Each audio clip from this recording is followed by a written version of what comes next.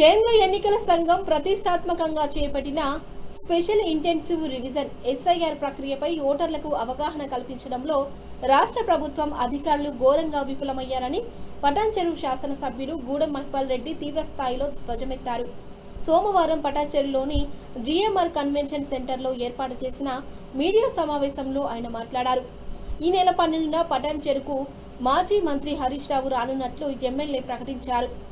Mini ఇండియాగా పేరొందిన పటాన్చెరు నియోజకవర్గంలో 28 రాష్ట్రాల ప్రజలు నివసిస్తున్నారని, అధికారుల నిర్లక్ష్యం వల్ల అర్హులైన ఓటర్లు తమ ఓటు హక్కు కోల్పోయే ప్రమాదం పొంచి ఉందని ఎమ్మెల్యే మహిపాల్ రెడ్డి ఆందోళన వ్యక్తం చేశారు. ప్రభుత్వ బూత్ లెవెల్ అధికారులు బిఎల్ఓ క్షేత్రస్థాయిలో ఆశించిన మేరకు పనిచేయడం లేదని మండిపడ్డారు. గతంలో పశ్చిమ బెంగాల్లో మమతా బెనర్జీ నియోజకవర్గంలో 70,000 ఓట్లు తొలగించి ఓడించిన విషయాన్ని ఈ సందర్భంగా ఆయన గుర్తు చేశారు. కేంద్రంలోని బీజేపీ, రాష్ట్రంలోని కాంగ్రెస్ ప్రభుత్వాలు ఎస్ఐఆర్ పేరుతో బీఆర్ఎస్ ఓట్లను తొలగించేందుకు కుట్ర పన్నాయని ఆరోపించారు.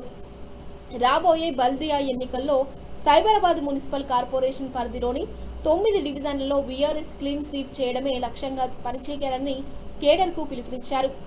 2 చోట్ల ఓట్లు ఉన్నవారు స్థానికంగానే ఓటు ఉంచుకునేలా అవగాహన కల్పించాలన్నారు. ఈ నేపథ్యంలో ఎస్ఐఆర్ ప్రక్రియ మరియు బీఆర్ఎస్ పార్టీ డిజిటల్ మెంబర్షిప్ పై పార్టీ శ్రేణులకు, బూత్ లెవెల్ ఏజెంట్లకు దిశానిర్దేశం చేసేందుకు ఈ నెల 12న పటాన్చెరులోని జిఎంఆర్ కన్వెన్షన్ సెంటర్లో భారీ అవగాహన సదస్సు ఏర్పాట్లు చేస్తున్నట్లు ఎమ్మెల్యే జిఎంఆర్ ప్రకటించారు. ఈ సదస్సుకు ముఖ్య అతిథిగా సిద్దిపేట ఎమ్మెల్యే మాజీ మంత్రి తన్నీరు హరీష్ రావు హాజరవుతారని తెలిపారు. నియోజకవర్గంలోని ప్రజాప్రతినిధులు, బీఆర్ఎస్ ముఖ్య నేతలు, కార్యకర్తలు భారీ సంఖ్యలో తరలివచ్చి సదస్సును విజయవంతం చేయాలని పిలుపునిచ్చారు. ఒకటేమో పార్టీ మీటింగ్, ఒకటేమో ఎస్ఐఆర్. ఇవాళ ముఖ్యంగా ముఖ్య నాయకులందరినీ కూడా ఇవాళ ఎమ్మెల్యే గారు పిలిచింది కారణం ఏంటంటే, మాకు ఫోన్లు వస్తున్నాయి. ఎవరు ఎంఆర్ఓలు కానీ ఇప్పుడు ఎవరైతే ఎస్ఐఆర్ ఇన్ఛార్జ్ ఉన్నారో ఎవరు కూడా మన బీఆర్ఎస్ పార్టీ నుంచి ఎక్కువ ఎస్ఐఆర్ ప్రోగ్రాంలో అటెండ్ చేయట్లేరు.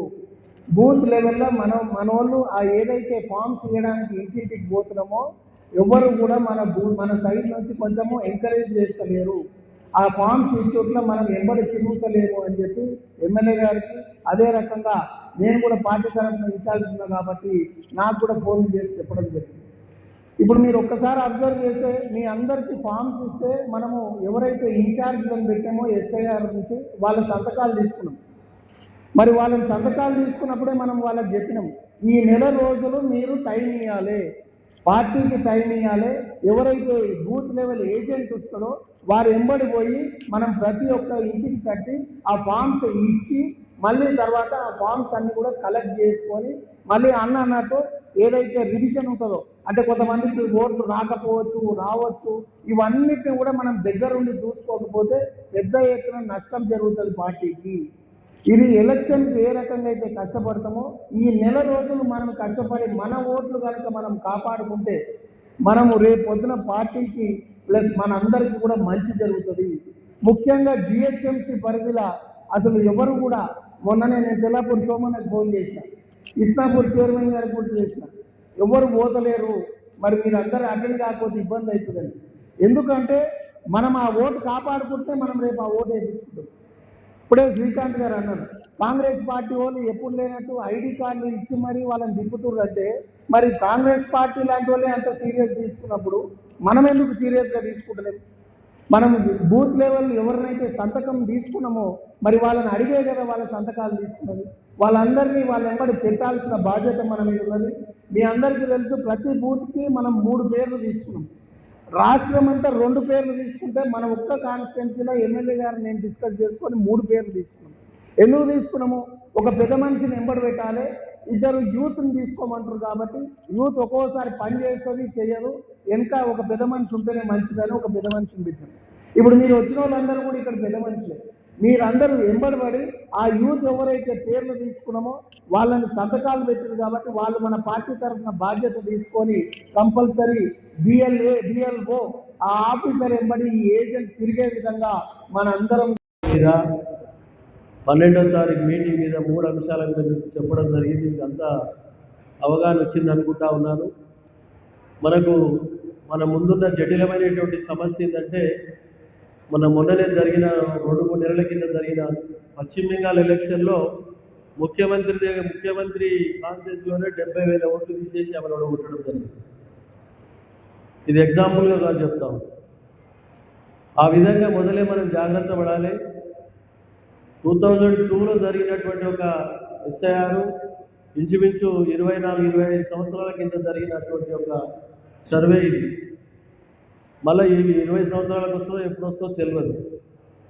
కాబట్టి ఇది ఇంపార్टेंट सब्जेक्ट। नॉर्थ इंडियन भाई लोग मैं एक गुजारिश कर रहा हूँ, आए नॉर्थ इंडियन वाले संजय आए क्या आप लोग मीटिंग करेंगे? नॉर्थ इंडियन वाले पश्चिम बंगाल, ओडिशा, झारखंड, महाराष्ट्र, कर्नाटक, केरला, तमिलनाडु वालों का भी 2-3 दिन के अंदर मीटिंग करेंगे।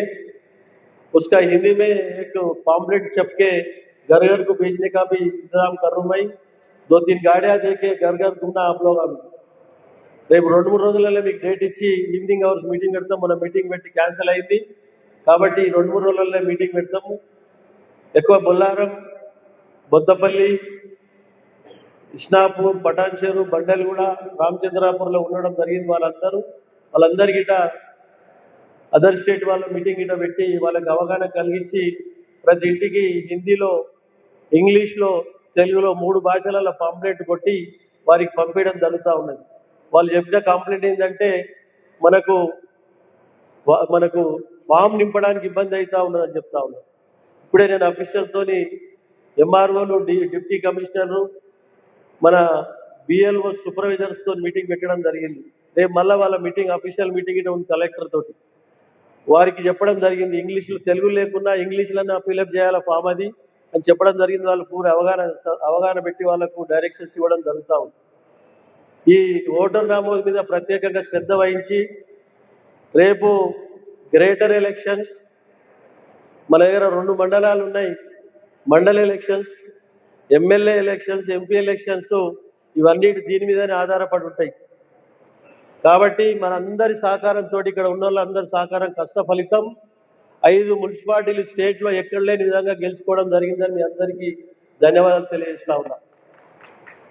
అదే మాదిరిగా రేపు రాబోయే ఎలక్షన్లో 9 గ్రేటర్లు, 9 డివిజన్లు ఉన్నాయి.